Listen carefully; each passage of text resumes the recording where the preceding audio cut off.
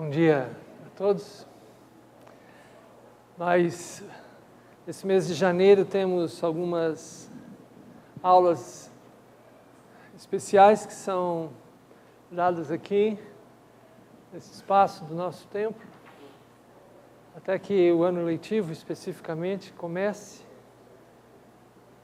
Então, hoje, nós vamos dar atenção ao Salmo 122. Então, se você puder abrir sua Bíblia comigo, nós vamos meditar sobre esse texto bendito da Palavra de Deus. Salmo 122. Ney, você faz o favor de encostar a porta lá para a gente, por favor? Obrigado, Ney.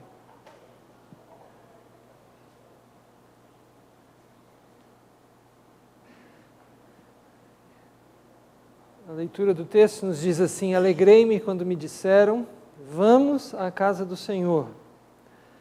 Pararam os nossos pés junto às tuas portas, ó Jerusalém. Jerusalém, que estás construída como cidade compacta, para onde sobem as tribos do Senhor, como convém a Israel, para renderem graças ao nome do Senhor. Lá estão os tronos de justiça, os tronos da casa de Davi. Orai pela paz de Jerusalém. Sejam prósperos os que te amam. Reine paz dentro de teus muros e prosperidade nos teus palácios. Por amor dos meus irmãos e amigos, eu peço, haja paz em ti. Por amor da casa do Senhor nosso Deus, buscarei o teu bem. Vamos orar? Ó Pai, ajuda-nos agora nesse tempo que o Senhor reservou para nos trazer aqui, para que seja de proveito e edificação para as nossas vidas. A palavra do Senhor é verdadeira, inspirada, e pedimos que o Espírito Santo que nos traz aqui também possa nos abrir os olhos da fé, ajudar-nos a compreender e ajudar-nos a acolher o que o Senhor tem para nos dizer nesta hora. No nome de Jesus. Amém. Esse salmo faz parte desse conjunto de salmos que aqui no livro dos Salmos são chamados cânticos de romagem, palavra que significa caminhar para um lugar alto.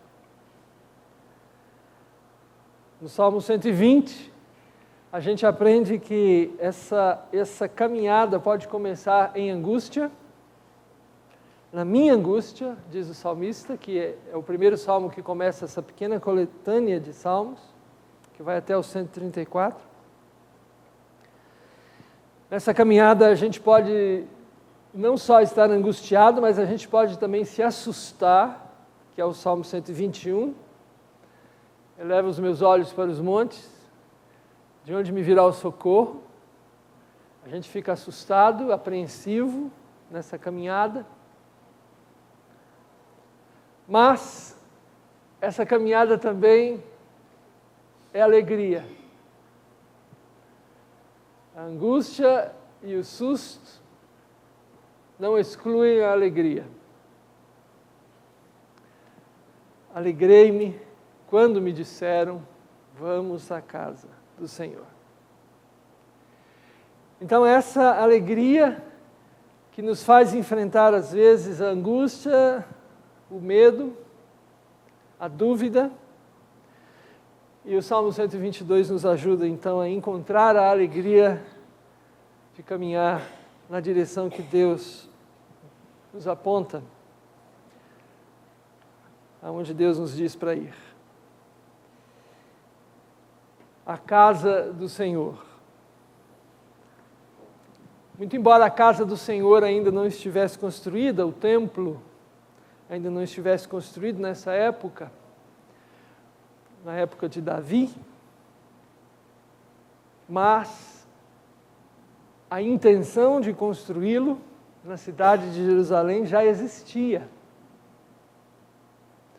E a Arca da Aliança, que era o utensílio principal, que ocuparia o Santo dos Santos,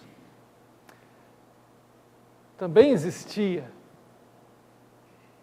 E o próprio Davi conhecia a Arca e já tinha adorado a Deus ali. O tabernáculo existia e a intenção de Davi, ao escrever esse salmo, é convocar Israel para ir a Jerusalém, aonde ele queria construir o templo e aonde Jerusalém seria não só a capital política, mas seria o centro da espiritualidade de Israel.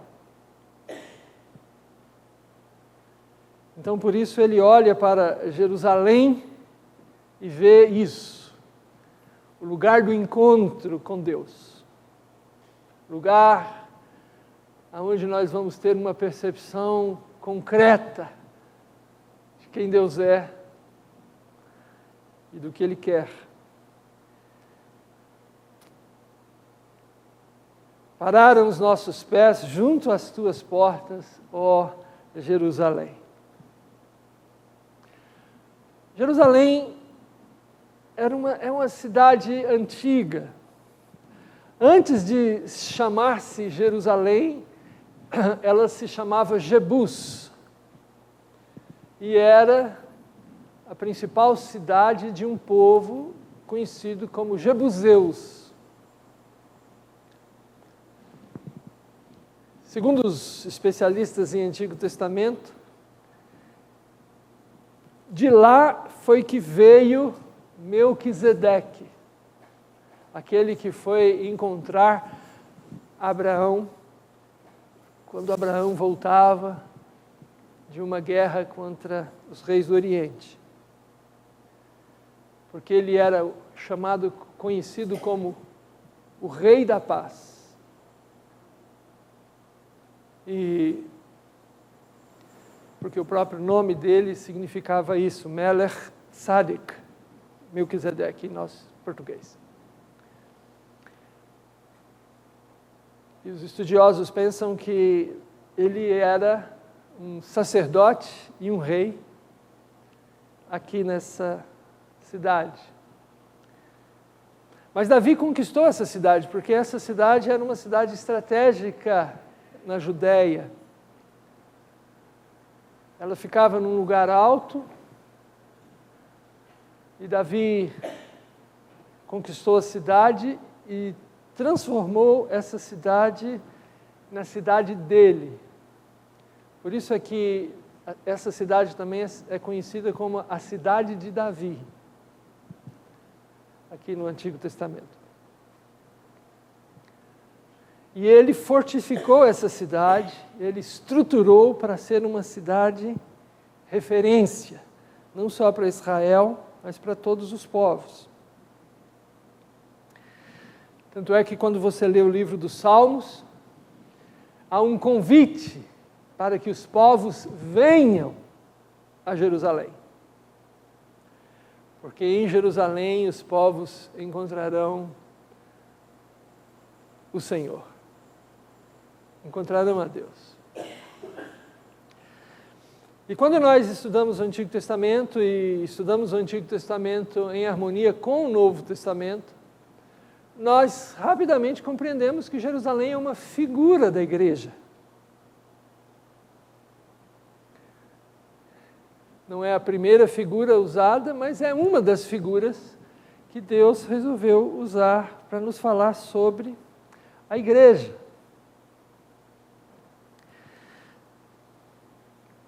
Antes de Jerusalém ser essa cidade tão importante como se tornou na época de Davi, Deus havia instituído para Israel compromissos de encontro com Ele.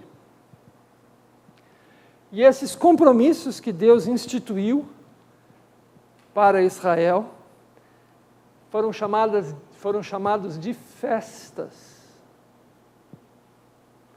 Então, quando você abre a sua Bíblia lá no livro de Deuteronômio, por exemplo, você encontra Deus dizendo para Israel celebrar as festas de Deus. E Deus instituiu várias dessas festas. A festa da lua nova, a festa da aclamação ou das trombetas, do Purim e o dia da expiação. Essas festas as tribos podiam celebrar aonde moravam, aonde viviam. Mas Deus disse que 3 festas precisavam ser celebradas em comum. O povo deveria se congregar, deixar os seus vários lugares e se reunir diante de Deus, antes do templo, no lugar onde estivesse o tabernáculo. Quando o templo foi construído e consagrado não por Davi, mas pelo filho dele Salomão, aí deveria ser no templo, na cidade de Jerusalém. As 3 festas, a festa dos pães asmos, também conhecida como a festa da Páscoa, a festa das primícias, celebrada 50 dias depois da festa da Páscoa, e a festa da colheita, ou festa dos tabernáculos, que seria celebrada meses depois. Então, o povo tinha de se deslocar 3 vezes por ano. Viajar. Viagem dispendiosa, às vezes perigosa, mas eles precisavam ir, porque era uma convocação divina, não era uma opção. Quando Israel se dividiu em 2 partes, o reino do sul e o reino do norte, um dos reis lá do norte, que agora me foge o nome dele, mas ele resolveu construir um altar lá no norte, para que o povo não descesse para Jerusalém. Não, vamos celebrar a festa aqui mesmo no norte, em Dan, um local lá, no norte de Israel. Construiu lá um tabernáculo, construiu lá um altar. Além do que, uma das festas, que é a festa da colheita, era celebrada justamente no meio do período da colheita. E era uma festa longa, uma festa de 7 dias. Para que você parar de trabalhar 7 dias, correr o risco de perder aí a colheita? Fica por aqui, nada de ir para Jerusalém. Então a criatividade desse rei dizia respeito a isso. Os homens tentando evitar os compromissos de Deus, as convocações de Deus.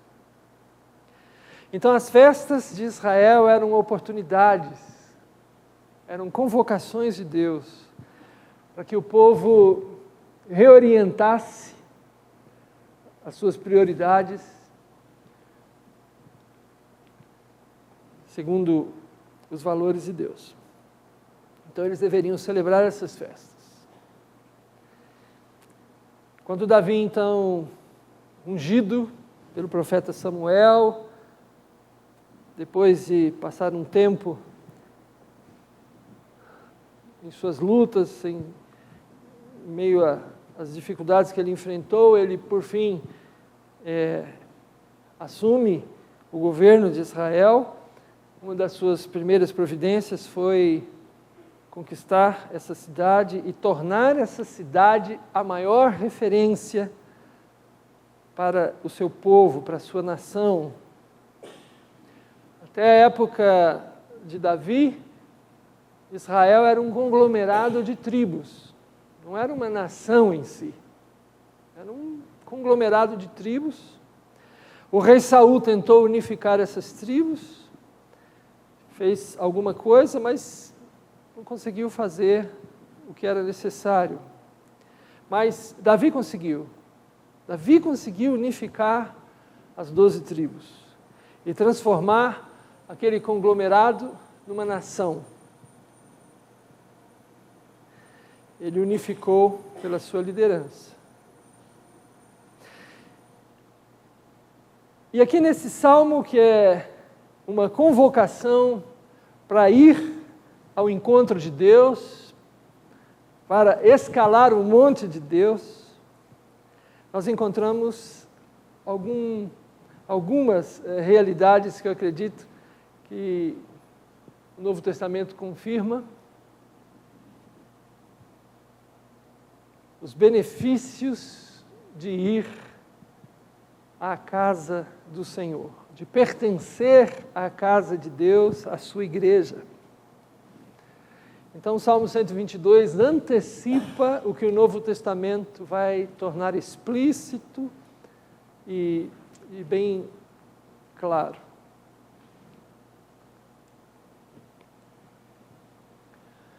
O versículo 3, o primeiro benefício é visão consistente da realidade.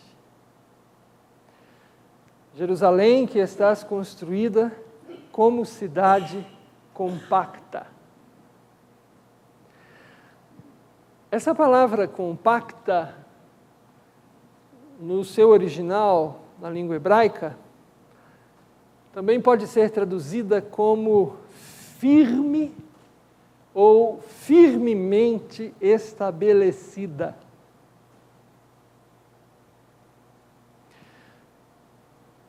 A ideia, então, que essa palavra nos traz, o significado dela é de firmeza e integridade. De algo em que se pode confiar e aonde você pode se estruturar.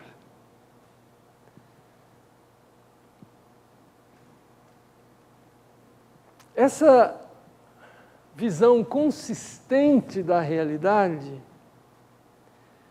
é algo que nós podemos encontrar em comunhão quando nós pertencemos à Igreja de Deus.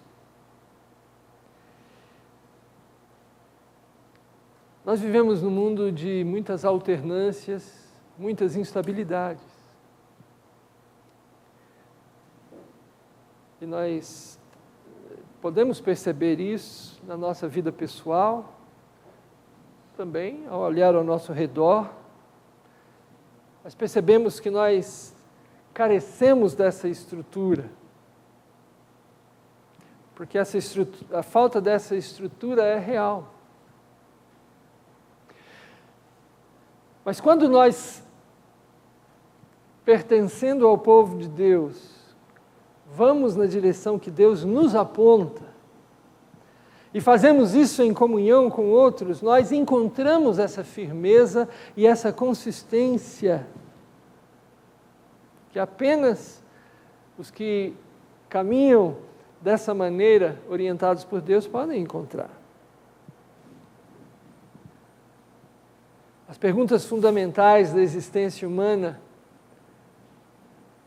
de onde vim? Qual o sentido da vida? Para onde vou? São respondidas.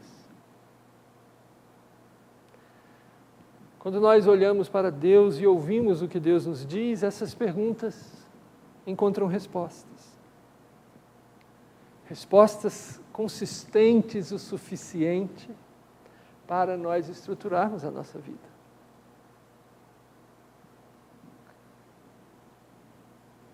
Respostas que nos dão a necessária calma e aplacam a nossa ansiedade e a nossa angústia. E nos dão essa alegria que o salmista começou a falar aqui. A primeira palavra desse salmo é a palavra alegria. Deus fala conosco, e porque Deus fala conosco, nós encontramos uma comunicação na qual podemos, de fato, confiar.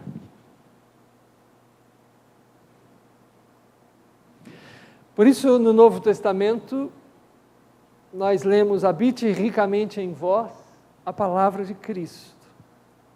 Instruí-vos e aconselhai-vos mutuamente em toda sabedoria, louvando a Deus com salmos e hinos e cânticos espirituais, com gratidão em vosso coração. Para nós entendermos bem o mundo no qual vivemos, para entendermos bem quem somos, para entendermos bem quem é o outro, seja o outro o seu cônjuge, o seu filho, o desconhecido, nós temos uma referência forte o suficiente para isso. E é isso que o versículo 3 está falando. Esse é um dos benefícios que temos de comungar dessa mesma referência que é a palavra e a revelação de Deus para nós. Nós temos essa estrutura que nos ajuda. Então, esse é o primeiro benefício que a gente encontra e o Novo Testamento confirma. O segundo benefício de pertencer à casa de Deus, à sua igreja, é a comunhão dos agradecidos. A comunhão dos agradecidos. O versículo 4 fala: para onde sobem as tribos do Senhor, como convém a Israel, para renderem graças ao nome do Senhor. Eram 12 tribos. Cada uma dessas tribos tinha suas características. Cada uma delas tinha suas vocações.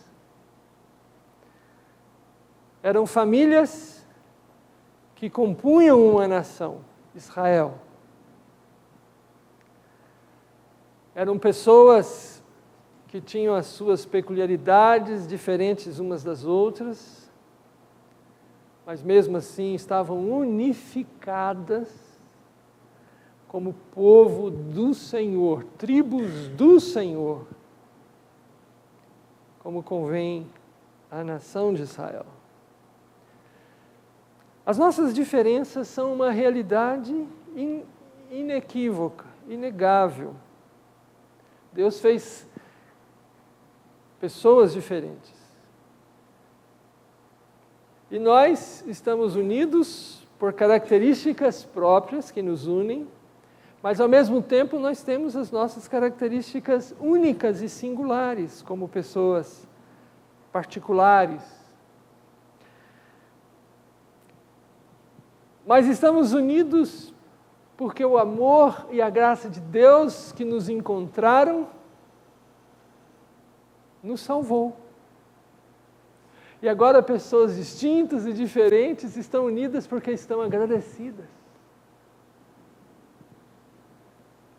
Apesar de serem diferentes, de terem, às vezes, posicionamentos distintos, mas estão unidas.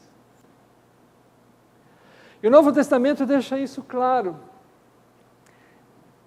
Quando Jesus foi escolher entre os seus muitos discípulos, 12, que seriam os seus apóstolos, o que ele fez? Ele escolheu pessoas diferentes.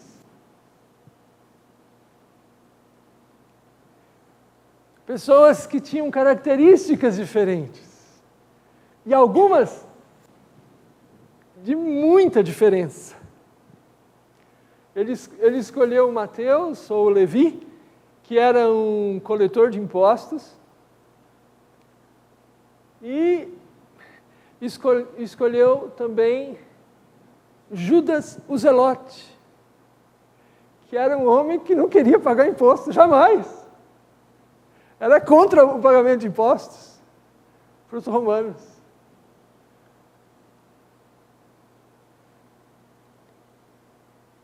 Ele escolheu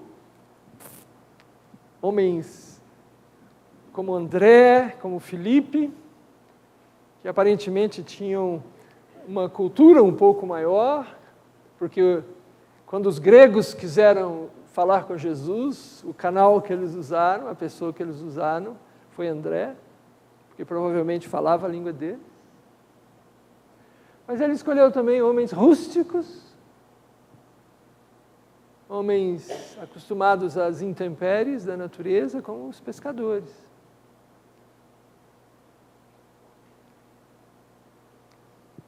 Pessoas diferentes, mas unificadas, unidas e gratas pelo que aconteceu com elas, pela salvação eterna que Deus, em Jesus Cristo, nos concede. Comunhão. Eu gosto muito de uma frase sobre comunhão, e diz: comunhão verdadeira acontece quando olhamos juntos na mesma direção, quando olhamos juntos para o Senhor Deus.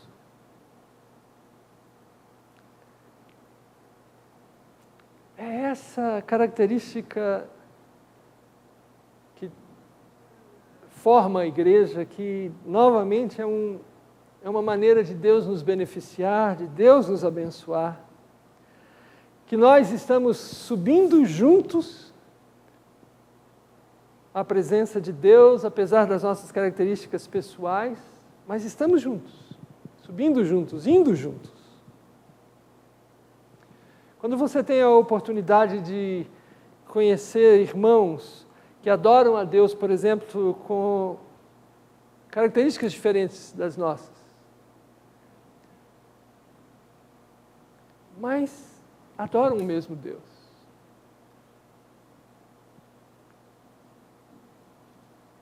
Nós temos a oportunidade de ter assim uma representação viva disso. Da presença de Deus, apesar das nossas diferenças. Um outro benefício que o Salmo nos aponta é orientação segundo a justiça divina.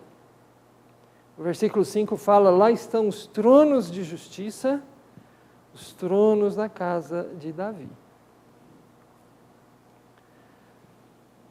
Um dos grandes clamores que nós trazemos conosco é por justiça. Alguma coisa errada acontece conosco, ao nosso redor, ou no outro lado do mundo, e nós clamamos por justiça. Nós queremos viver num mundo justo. Todos nós. Mas qual é o padrão de justiça?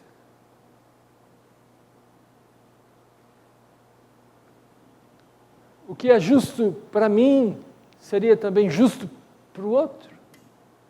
Do mesmo tamanho? Nós nos perguntamos isso.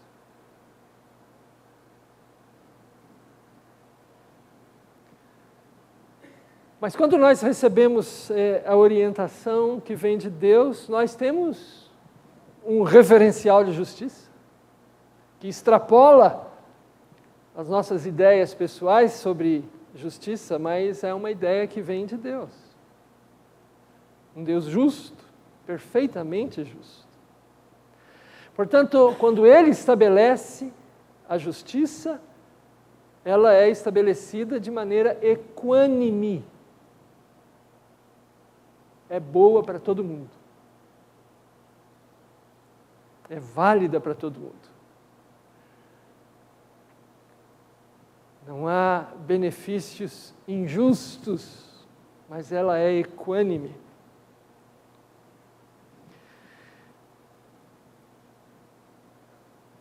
E nós carecemos disso. Nós carecemos de uma orientação que nos ajude a viver de maneira justa no mundo.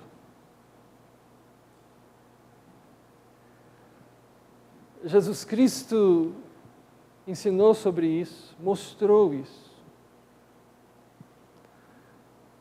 Várias foram as circunstâncias em que Ele teve de manifestar o certo e o errado.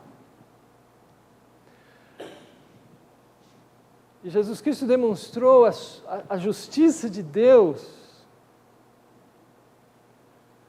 para nos ajudar a viver num mundo em que muitas vezes a gente precisa tomar decisões e a gente fica incerto, inseguro sobre qual decisão tomar. Mas se nós recorremos aos valores de Deus, nós temos orientação suficiente para tomar uma decisão que seja substancialmente justa. Às vezes não totalmente, mas substancialmente. No melhor das nossas convicções, uma convicção sujeita à palavra de Deus, nós podemos tomar uma decisão.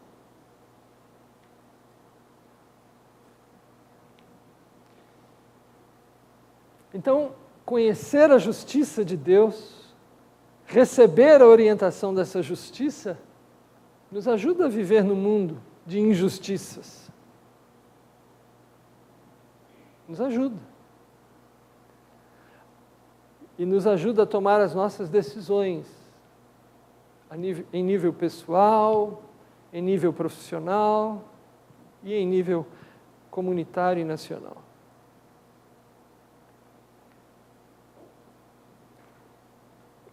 Muitas vezes nós somos acusados de sermos injustos, porque a sociedade formula a sua própria convicção de justiça. Mas será mesmo?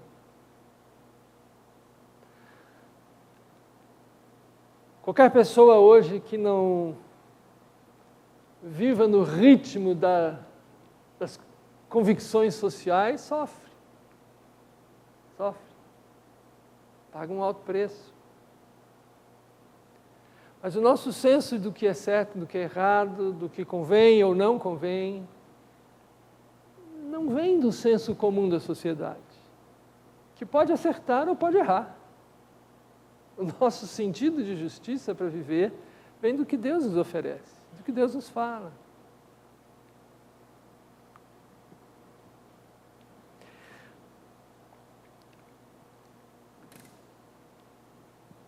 Um outro benefício de pertencer à casa de Deus é poder orar por paz e prosperidade. Orai pela paz de Jerusalém, sejam prósperos os que te amam. Reine paz dentro de teus muros e prosperidade nos teus palácios. Por amor dos meus irmãos e amigos, eu peço, haja paz em ti. O caminho com Deus é o caminho da oração. Ouvir o que Deus nos diz e falar com Ele sobre isso. Sobre como formatar a nossa vida à luz do que Ele nos diz.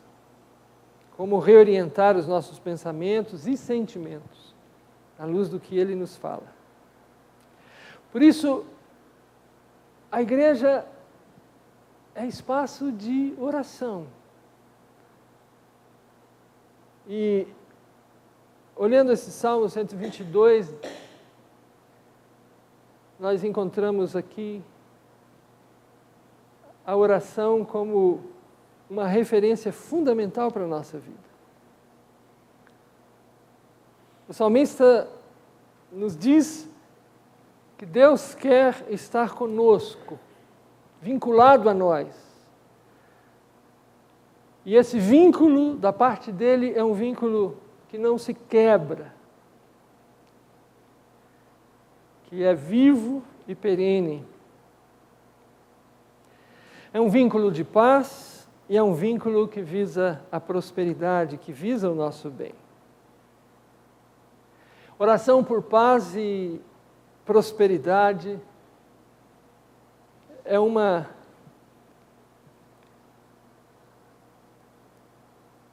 vocação da igreja. Vocação que a igreja tem intramuros, dentro de teus muros e nos teus palácios.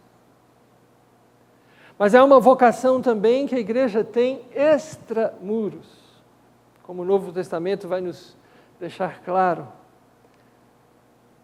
orar não apenas pelos irmãos, mas também pelos amigos e pelas autoridades que, pela instrução de Deus, foram investidas de poder. Então, a vocação da igreja, a vocação de nós como povo de Deus, envolve o nosso envolvimento na oração. Jesus orou, ensinou os discípulos a orar, os apóstolos de Jesus oraram e ensinaram os seus discípulos a orar também. Sem a oração, a igreja não consegue desenvolver a sua vida e o seu verdadeiro ministério. A gente pode começar aí com algumas ideias, mas sem a oração a gente não vai longe. Orar. E por último, missão. E o versículo 9 fala: por amor na casa do Senhor nosso Deus, buscarei o teu bem. Essa é a nossa missão. A missão de buscar o bem dos interesses de Deus, buscar o bem da casa de Deus.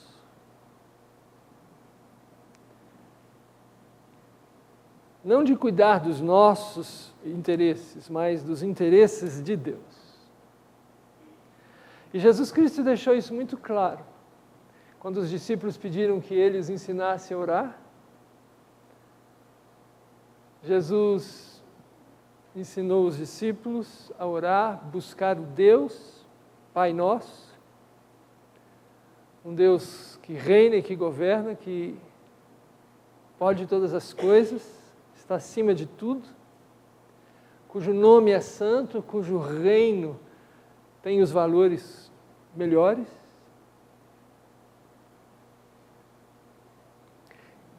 Então, as prioridades que Deus coloca são essas. Depois Deus fala também dos nossos interesses. Perdão, pão e libertação. Deus reconhece que nós temos necessidades, Ele sabe disso. Mas Ele nos instrui a buscá-lo pensando nele, nos valores dele.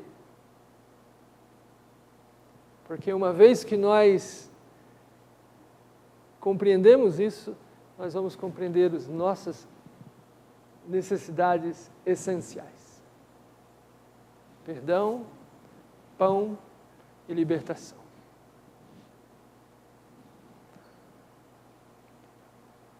Vejam como o Salmo 122 é um salmo profético. Tudo que está escrito nesse salmo está no Novo Testamento. Tudo. Cumpriu-se essa revelação de maneira inteira no Novo Testamento. O Senhor Jesus Cristo nos diz para buscar, trazer para a comunhão do povo de Deus os que ainda estão longe, para cuidar da igreja de Deus. Como Jesus cuidou dos seus discípulos, Ele nos diz para fazer isso também. E os apóstolos que Ele escolheu também confirmaram isso de maneira forte e clara. A igreja de Deus é a sua agência nesse mundo.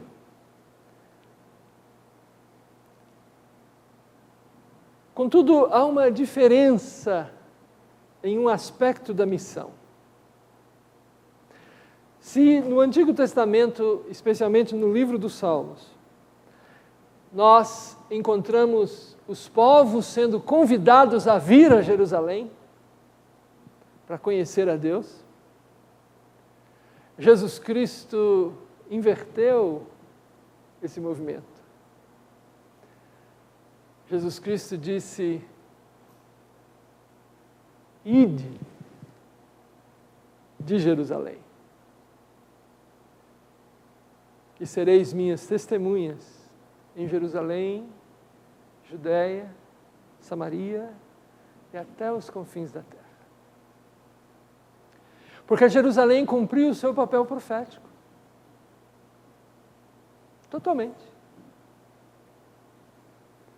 Quando Davi conquistou aquela cidade, fez daquela cidade uma cidade sobre o monte, um referencial que os povos deveriam conhecer para conhecer a Deus. Davi estava profeticamente falando do Messias, que foi a Jerusalém, que entrou pela cidade e que cumpriu todas as profecias sobre aquela cidade. E tendo cumprido tudo, ele disse: agora saiam daqui, até o lugar mais distante que vocês puderem ir, levando os benefícios que Deus é capaz de conceder àqueles que o procuram, àqueles que ouvem a sua voz. Busquem o bem. E buscar o bem começa quando nós falamos o bem. Falamos da boa notícia.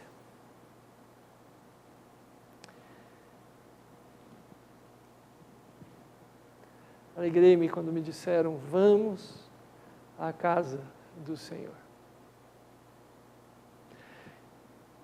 Que Deus nos abençoe, que Deus nos dê condição de pensar sobre isso que nós vimos aqui nesse salmo e de manifestar isso também em nossa vida. Nós temos alguns momentos ainda no nosso tempo. Se alguém quiser fazer uma pergunta ou uma colocação, a gente tem tempo para isso ainda.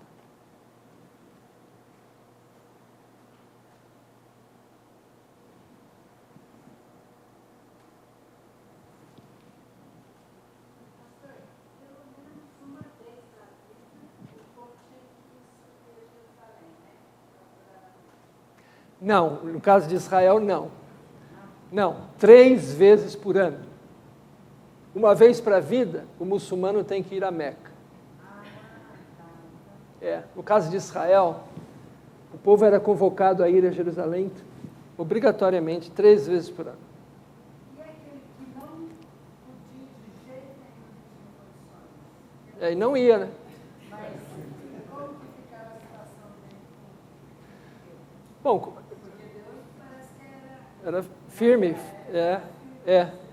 Se a pessoa tinha razão para não ir, aos olhos de Deus, Deus é justo e sabe se há razão suficiente, forte o suficiente para não ir, né? É ela e Deus que resolve a situação, né? Agora, como aquele rei lá, que me foge o nome dele, que construiu lá em Dan, aquele altar lá, para manter o povo das tribos do norte separados das tribos do sul, né? Aí é outra história. É perversão mesmo da vontade de Deus, né?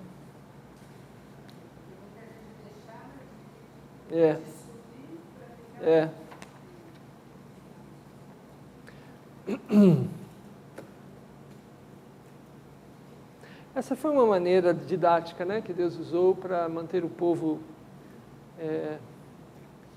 assim, sempre com uma experiência de consagração de vida, né?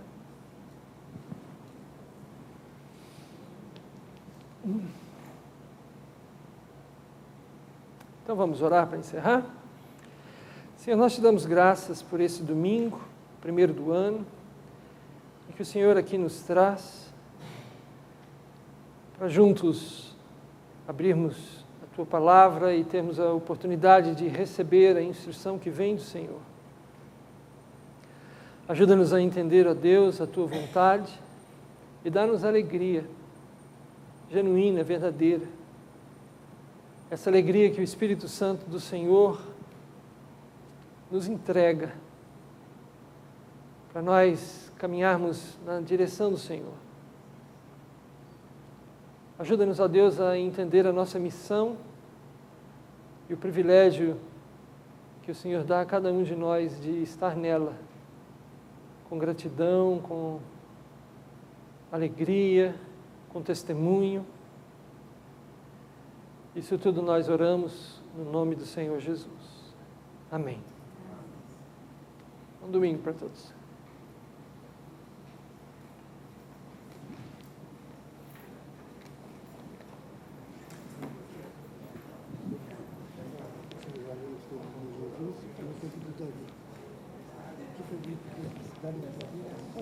É, pequenininha.